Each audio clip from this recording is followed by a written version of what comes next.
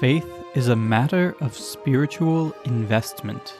That investment is what we call belief. The sum of knowledge, that is the pursuit of any true scientist of the natural order, and thus the dominion of the Rosé Crucius. Those of you in Europe and apparently Quebec might have played a game called Tarot, or Taroki, among other names. It's not something that ever made its way to the Anglosphere, and as such, in the US, the phrase tarot cards elicits the thought of more spirit mediums and fortune telling than it does a card game played by old men for 4 hours a day. The cards themselves, as we understand, were created as far back as the 14th century CE and resemble the more universal playing card deck.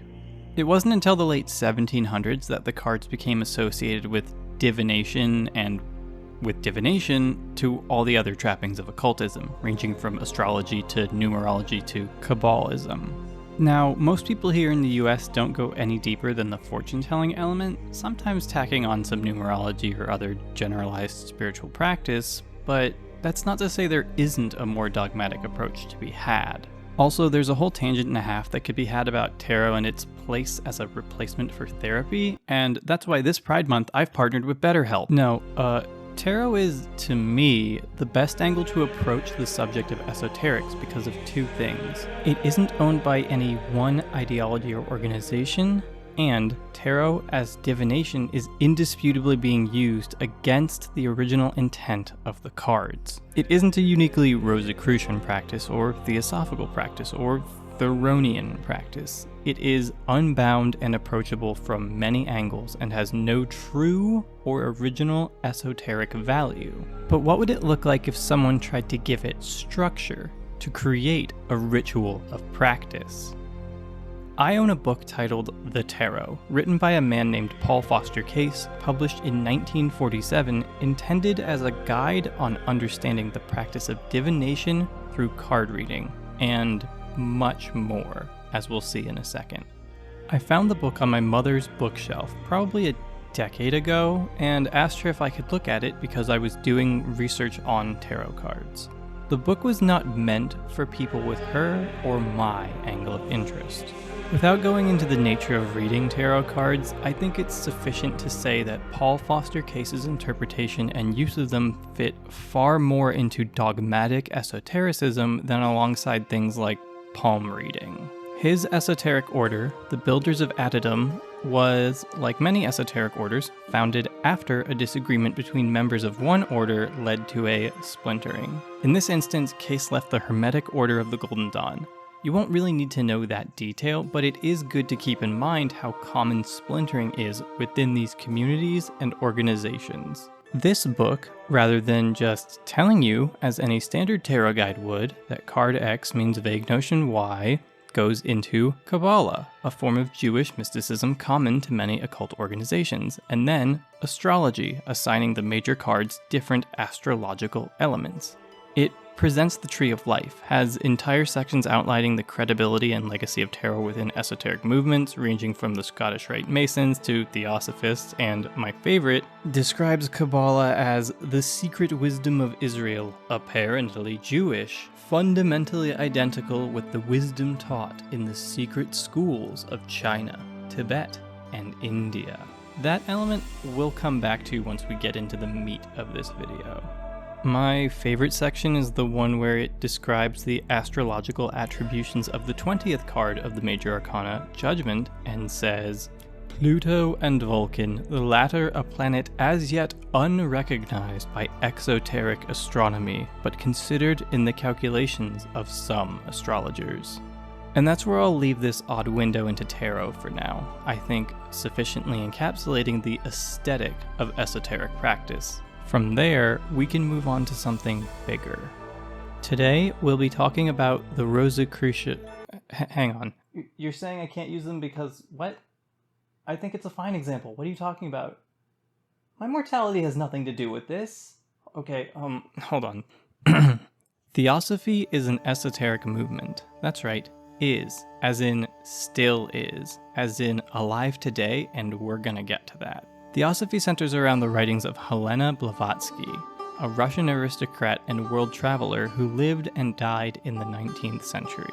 As an aside, you'll often see her name written as H.P. Blavatsky, and I'm not quite sure if this is due to the structure of patronymics in Russian names and the desire to respect them without being too wordy, or if it's an example of a woman author using her initials as a way to circumvent sexism, as has been historically done in publishing and academia. I bring this up because it is important to keep in mind that the Theosophical movement is relatively egalitarian in contrast to the Masons, which are a fraternal and thus male order. This isn't wholly uncommon for the wave of movements which Theosophy belongs to, but it is uncommon for the era, so points there, I suppose. Also, before we get into the actual beliefs, I want to address a few things. To start, it's impossible to judge the creator of a dogma by what people later do with that dogma following substantive transformation. And as such, while there are a heap of dangerous people using the trappings of, embracing pieces of, or outright stealing elements of Theosophy, that's not on Helena's head. That said, it's time to talk about something you might have noticed by now. Okay, so we can't talk about Theosophy without noting that this symbol, the swastika/manji, is pretty prominent. There's some arguments that the Theosophists are why the Nazis knew about the symbol, and we'll see why that is, but to be very brief, the swastikas/manji are also a very easy symbol to construct and have been independently developed across the globe in a myriad of cultures that had no contact. And no, you cannot tell a good swastika from a bad one by the direction it's facing. That's a truism that doesn't hold up, and if you're one of those pedantic dorks who likes to trot it out, become the mega vampire who only feeds on vampires, ascend to an even higher plane of pedantry, and correct people who say that there's a good and bad direction. You'll note from the dates on screen that Theosophy precedes National Socialism by over 30 years, even with the most generous of windows. So, did the Theosophists inspire the Nazis? Were they the gateway by which the idea of Aryans made its way into fascism? To be brief, no. There's an intermediary. We call it Theosophy, but in its own time it held no such name and certainly didn't self-identify in that manner. Theosophy, meaning like Aryan Theosophy. This could be its own entire video, and I'm sure someone better than me at this has even covered the subject already, but the Nazi root in occultism isn't just some minor quirk, and it was even explored in the era by a man named Rudolf von Swobodendorf, a pre-Hitler National Socialist who even wrote an entire book on the subject in 1933. Now that's not to say that the Nazis as we know them corrupted an erstwhile pure movement or something like that.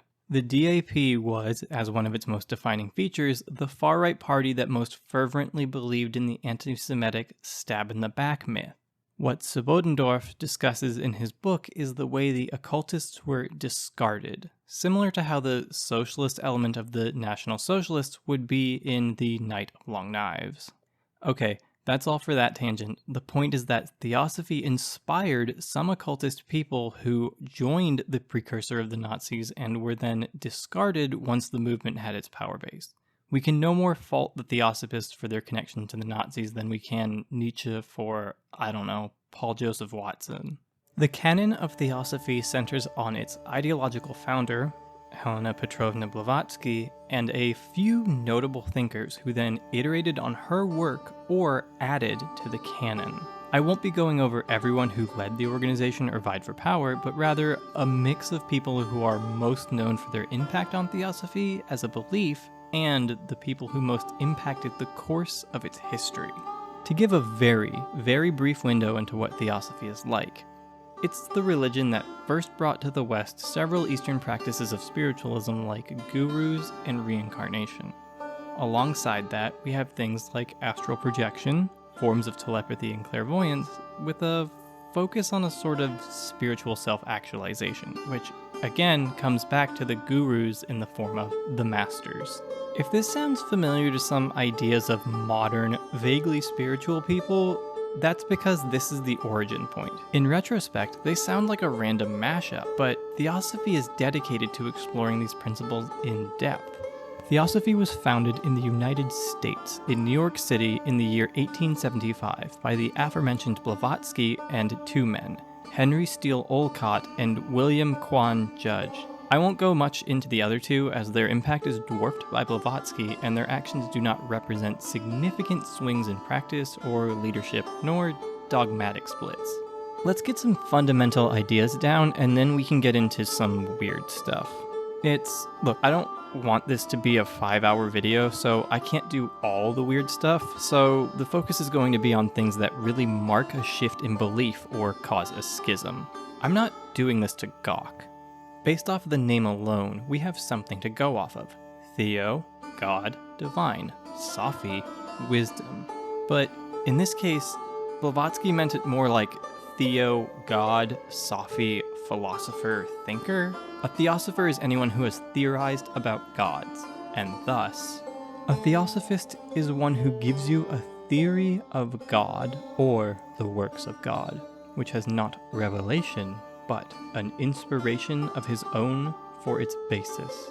In this view, every great thinker and philosopher, especially every founder of a new religion, school of philosophy, or sect, is necessarily a theosophist.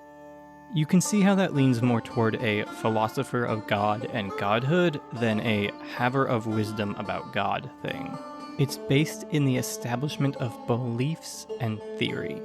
A bit of this stuff is, like all belief systems, up for interpretation though, but I find it easiest to understand it as a leaning towards the philosopher of God's thing. And you might also note that it very much includes every smart person ever. Theosophy, by definition, is a club of great thinkers, after all. Their mantra, "There is no religion higher than truth," is emblematic of this all-encompassing approach to thinkers and faith. Now let's get into the core tenets.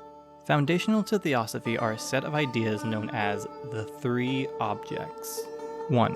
To form a nucleus of the universal brotherhood of humanity without distinction of race, creed, sex, caste, or color. 2. To encourage the comparative study of religion, philosophy, and science. 3. To investigate unexplained laws of nature and the powers latent in humanity. I don't think any of these in specific need much exploration, but they will be reflected in the exploration of practice. But then again, I'm slightly getting ahead of myself. The objects have changed over time. That said, the iterations around the end of Blavatsky's life in 1891 were very similar to the ones that the contemporary theosophists hold. Theosophy is a world religion, one practiced by all esotericists by definition. That's the conclusion drawn from what I said earlier about Theosophy claiming all prior great thinkers as among its ranks. Now, this isn't some claim that they were all part of some secret society going back eons or something. Theosophy is more like a way of life or a framework, not a singular organization or hierarchy. Some would argue the point of it is a measure of self-actualization. For some, it's spiritual empowerment, spiritual power, and for some, it's the dawning of the sixth evolution of man. What does this mean practically? As stated previously, Theosophy is not its own religion, strictly. It is an organization within which one has their religion. What it doesn't supplant in faith, it does in dogma, and, to some extent, physical structures of authority, in so much as there are any. The lack of a centralized structure and the way people are encouraged to think about their faith means that, aside from general trappings like reincarnation and other dharmic ideas, much of the ways people practice are left open. Eventually this leads towards the development of a Christian theosophy, not to be confused with Christian theosophists of antiquity. We'll get to the people who took it in that direction later. For now, just recognize that dharmic practices are dominant, despite the technical lack of a preferred faith for adherents. Theosophy, I would argue, is saved from appropriation territory by how much it encourages understanding the ideas behind dharmic faiths and returning to the source, that is, studying in India with alleged masters. It gets a bit murky here how much of this is genuinely sourced from practitioners of dharmic faiths or just a filtered understanding via Blavatsky's perspective, but I say the order encourages one to explore dharmic faiths in a hands-on and authentic manner, given how much the pursuit of knowledge factors into the three objects. That's not to say there are no problems when it comes to Blavatsky's approach to race and culture, so let's get into that. There's a book important to the Theosophy movement, one of a few written by Blavatsky herself, titled The Secret Doctrine. The second volume has the subheading Anthropogenesis. It's going to come up again, but the suffix anthro is an eternal red flag whenever you see it before 1950 because it probably means someone is about to try and describe race or human nature, and 4/5 of the time it leads to weird and bad things. This is the segment of her work that hooked the proto-Nazi occultists because it goes into this theory of evolution called root races that touches on Hyperborea, the imagined frozen northland of sexy giant golden-skinned Norsemen or whatever. And confoundingly, this somehow trickles into the imagination of the original Nazbol, Alexander Dugin. Interestingly, Hyperborea isn't the only imagined lost continent that Nazi occultism cares about given the Thule Society. Thulean perspective. Where have I heard this before? But let's move on, or we'll be here all day. I promised I was done with the area sophists. Look, when a volume of a book starts with biblically and mythologically corroborated alternative theories of evolution, you just know the juiciest butt with a single T you've ever seen is coming around the corner. On page 1, you get smacked in the face with the antediluvian ancestors of the present elephant and lizard were, perhaps, the mammoth and the plesiosaurus. Why should not the progenitors of our human race have been the giants of the Vedas, the Volspa, and the Book of Genesis? In other words, elephants used to be mammoths. Are mammoths bigger? And lizards used to be dinosaurs. Then why is the idea of proto-human giants, like the Nordic myths, so unrealistic? The root races thing is different from Spengler's stuff where he said a race has roots and talked about different region races. Blavatsky is talking about an evolutionary chain, that each race is a new evolution. And that could sound really bad unless we have context. So here's the context. The races are ghosts, giants, bisexuals, Atlanteans, and finally, modern humans originating as Indo-Aryans. Okay, that's half a joke. More seriously, it's incorporeal beings from the imperishable sacred land, giants of Hyperborea, hermaphroditic first humans on the imagined continent of Lemuria, quote, a continent which he showed to have extended from Madagascar to Ceylon, Atlanteans, and Indo-Aryans. To anyone who had hoped for more bisexual representation in esoteric orders, I'm so sorry. Blavatsky admits that this organizing of the world must sound a bit strange, saying, the claim that physical man was originally a colossal pre-tertiary giant and that he existed 18 million years ago must, of course, appear preposterous to admirers of and believers in modern learning. So while it's good that races more means fantasy quasi-species deviations with respect to the evolution, that doesn't stop there from being weird stuff in there swarthy raven-faced proto-men, etc. This was a necessary digression because race will, unfortunately, remain relevant to the discussion of Theosophy and its ideological evolution. Let's get into the next contributor to said evolution, Annie Besant. Now, Annie Besant is the crystallization of what I meant when I said that Theosophy was an egalitarian movement.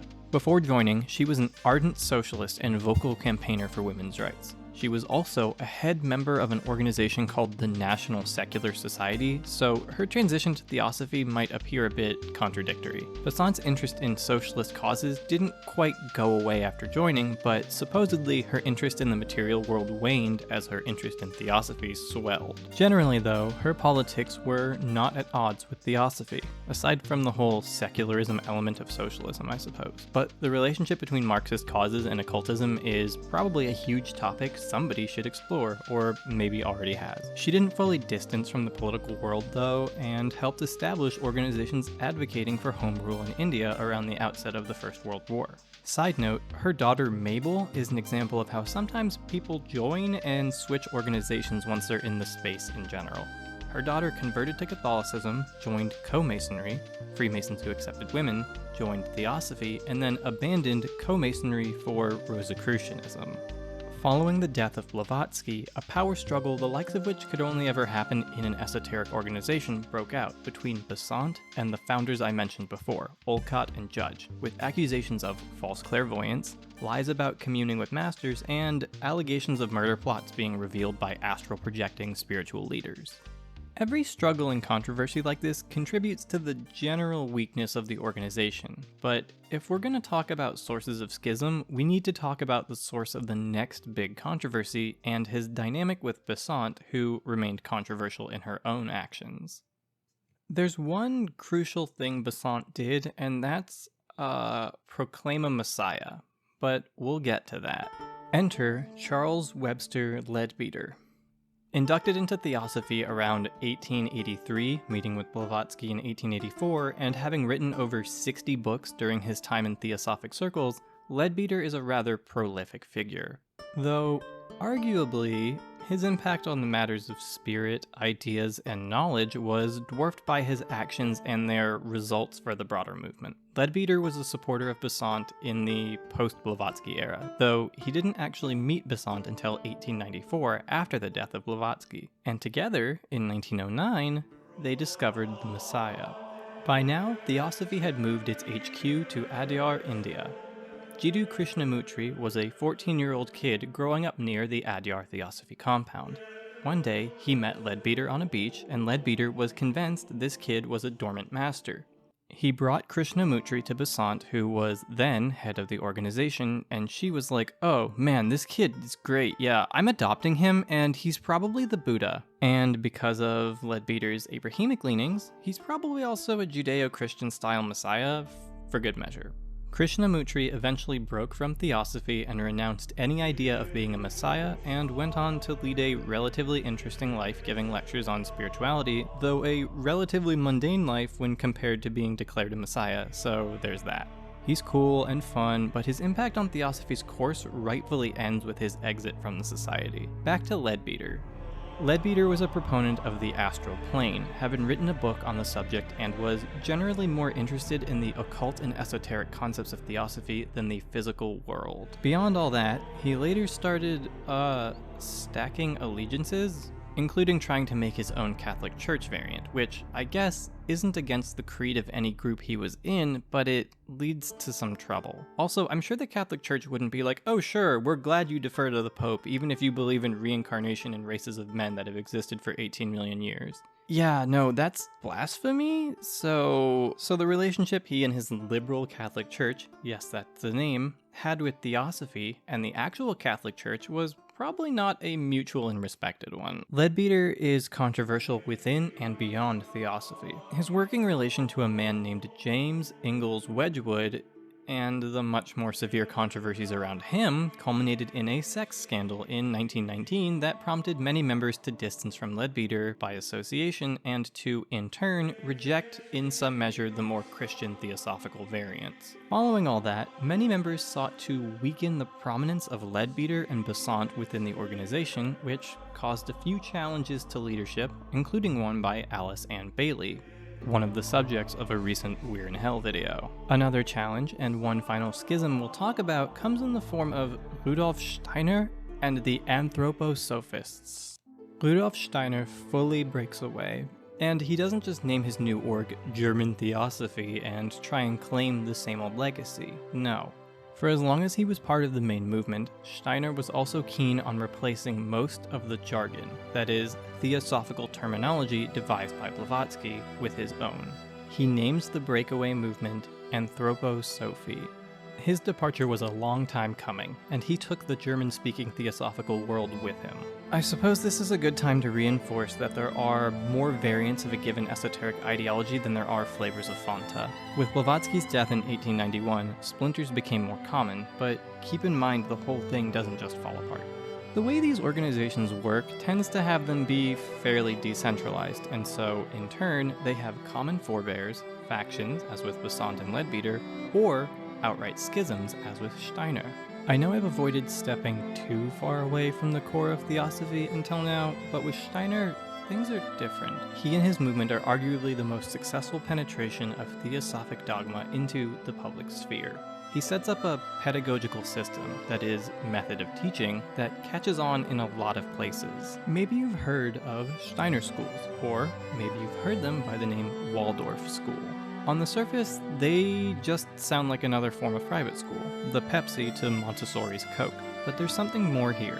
Now, mind you, there's also some evidence that pupils of these schools are neither subliminally taught nor able to recognize any anthroposophic teachings in their upbringing and education. I have a friend who went to one of these schools, and all he really remembers is getting switched to it and thinking he was in a special needs program because he went from a public school 4th grade curriculum of math and literacy to a class full of kids who spent half the day painting rocks. My point here is that their teaching methods were a jarring contrast because Steiner schools focus on fostering open-mindedness and creativity before moving to subjects that would appear on standardized tests. These methods may even be familiar to the entire country of Finland, which based some of its education systems on their methods. Point is, they're not doing, like, insidious cult stuff or indoctrinating children into believing in race hierarchy reincarnation and Christian supremacy. Oh wait, did I forget to mention that? One of the contentious parts of anthroposophy, as well as a defining distinction from Theosophy, is in the name. Anthroposophy is more concerned with human development than spiritual development, and through that shift in concern, manages to slide away from its Eastern spiritual roots to more familiar Western pedagogy. Steiner is yet another figure who seeks to introduce Christianity to the doctrine, but he also staunchly prefers to refer to anthroposophy in scientific terms. There is a manufactured Western focus, which will happen again. It is, to Steiner, a social science, even if it's more like the astrology to anthropology's astronomy. Steiner was a critic of ethnostates and anti-Semitism, and, by extension, Zionism. However, his views on cultures and their people might be familiar to longtime viewers, because they're pretty similar to Oswald Spengler. To him, cultures essentially had souls, and these souls were like races, but also some souls were in a zenith and some were in regression. Maybe I'll come back to this should I ever do a fuller vid on Spengler, but Steiner actually wrote a series of articles responding to Spengler's views in 1922. Suffice to say, despite the similarity of their race-soul stuff, Steiner is well at odds with Spengler. Just not in ways that avoid credible accusations of what we'd consider racist anthropological views. Wikipedia cites quite possibly the weakest defense against a racism allegation I've ever seen in my life. And I grew up in DC around white liberals. Here it is. Es hängt dabei von der Interessen der Leser ab, ob die Anthroposophie rassistisch interpretiert wird oder nicht. Or essentially, it depends on the reader and their interests to determine if anthroposophy is racist or not. Look, I'm just saying that the argument is a pretty weird one, though refreshingly earnest in a sense. If someone says whether or not I'm a cannibal is a matter of context and your investment in my diet, I would remain hesitant in sharing a meal with them. That all said, the Steiner schools themselves say that any race reincarnation hierarchy stuff is a misunderstanding of Steiner's beliefs. Going further, as with the general decentralization of these esoteric orders, the Steiner schools hand massive latitude to individual teachers with respect to their individual methods. When combined with the consensus that they aren't really teaching anthroposophic practices in the first place, it can probably be taken as true that the race reincarnation stuff is not typical of Steiner/Waldorf education. I keep using the word decentralization because I want the crypto community to clash with the esotericists and maybe spawn some awful new occult reincarnation NFTs. It feels like the next logical step. There's one final major voice that shapes the direction of Theosophy, though not in something so deep as a schism, and that's Henry T. Laurency. Though he was a later addition to the Theosophical canon, starting his work as late as 1930, 40 years after Blavatsky's death, I want to include him for the reason that his ways of explaining Theosophy are intended to be more approachable to audiences not trained in Eastern philosophy and religion, and, as such, are easier for me to use to communicate the details of Theosophy with. His lens and additions were attempts to reel back Theosophy from having so much of an Eastern focus, which he worried would be alienating to potential Western society members. There's some baggage to this idea, but I'd like to believe that it was an earnest attempt rather than one of just scrubbing off the ethnic vibes. To his credit, it did help me understand a bit of what was going on in the details of Theosophy, though I'm sure some of the stuff gets lost in translation and it edges Theosophy more towards expropriating rather than appropriating. Where Blavatsky does indeed talk about Pythagoreans and Zoroastrians and Greek esoterics and all that, Laurency is far more focused on Western sources of esotericism than on Eastern ones. Though he doesn't just drop the East. There's still stuff like reincarnation, masters, and Buddhas and all that. Something to note is the way Laurency declares Theosophy to be an extension of the ancient Greek Hylozoic esoteric tradition, a development of spiritual materialism, which at first blush may sound contradictory, but to Laurency, the template of Greeks like Pythagoras is foundational for scientific treatment of esoterics. That should give you a sense of what I mean when I say Laurency refocused on Western elements. That said, a certain bias does appear in his work with this theological transliteration. Laurency is far more interested in the concepts of individualism than the other theosophers. While self-actualization and becoming your greatest self is one of the general tenets of Theosophy, Laurency sometimes puts things in almost Ayn Randian terms or evokes Nietzsche's will to power. Oh, one other thing. There's a secret organization that has been around since before the most recent evolution of humanity, and they want to destroy the world.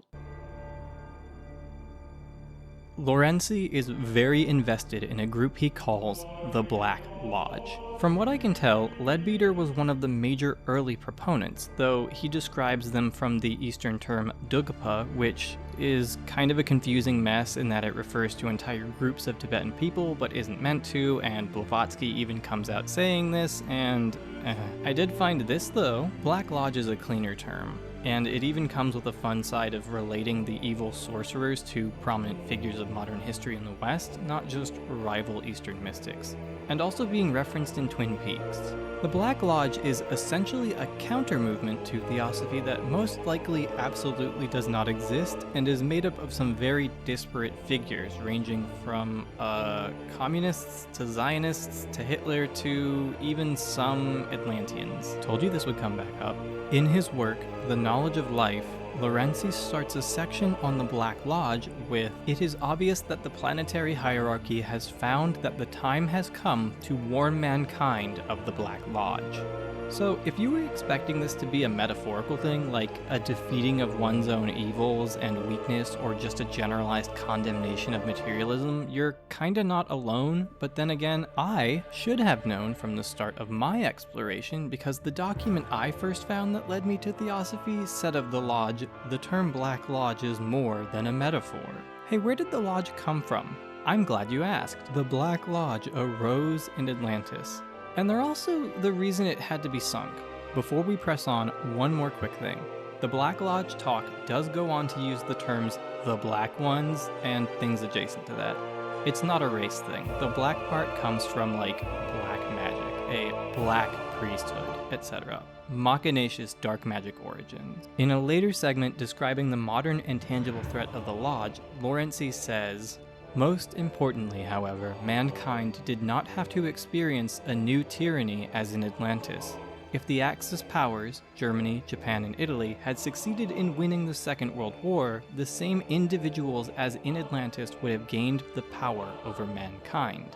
And then mankind would have had to be drowned in a new flood.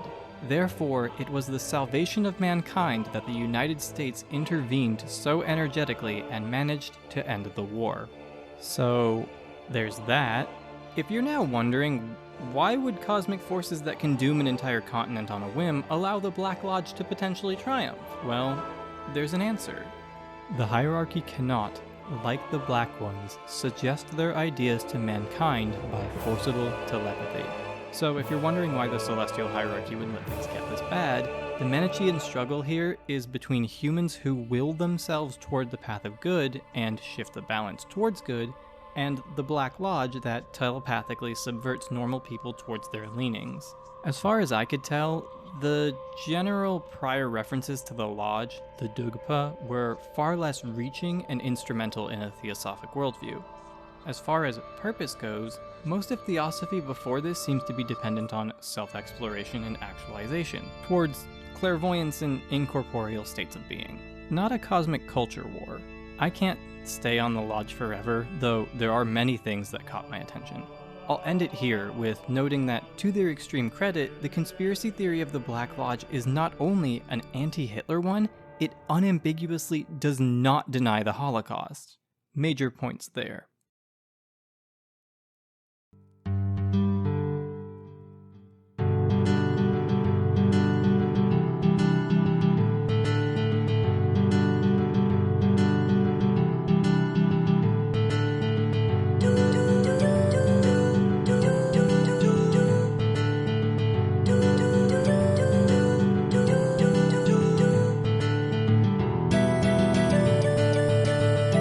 No, wait, I mean like Theosophy as a whole. What are they up to? What are the modern movements doing? I showed it earlier, but the three objects are still a thing. In line with that, the organization is still fairly egalitarian and open, and there are even attempts at modernizing things.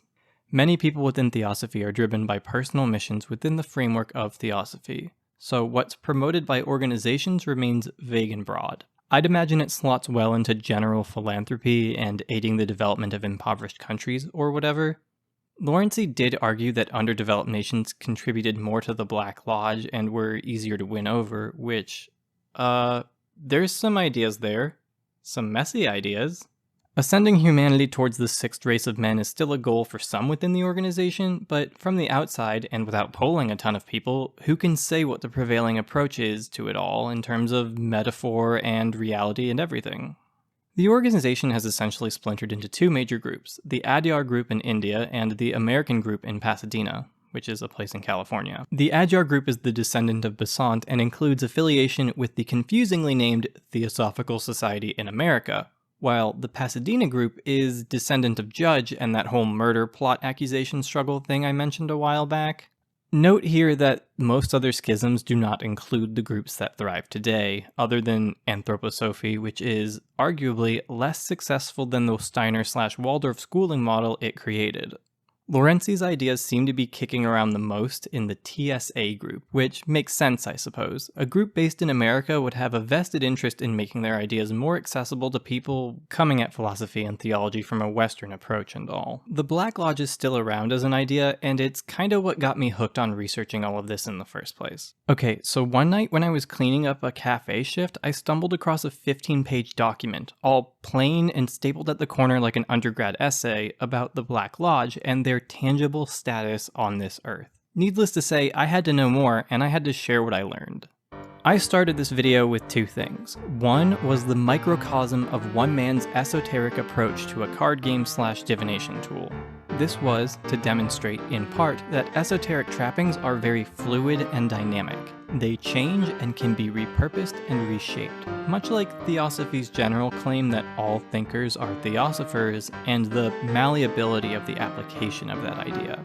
The other thing I started with was a quote from Christian Rosenkreuz, the mythological founder of Rosicrucianism. The thing is, he never said that, I just made it up. This was to demonstrate the power of appealing to authority and legacy, and how one needs little more than a platform and trust to borrow the legitimacy and power of one's predecessors. In conclusion, Theos be sophin. No, really, the end point of all of this is one of clarity. I'm not presenting any of this as a dig, nor to explicitly mock anyone. There's a slippery slope here, but I do believe that some viewpoints of a given religion or ideology deserve measures of scrutiny.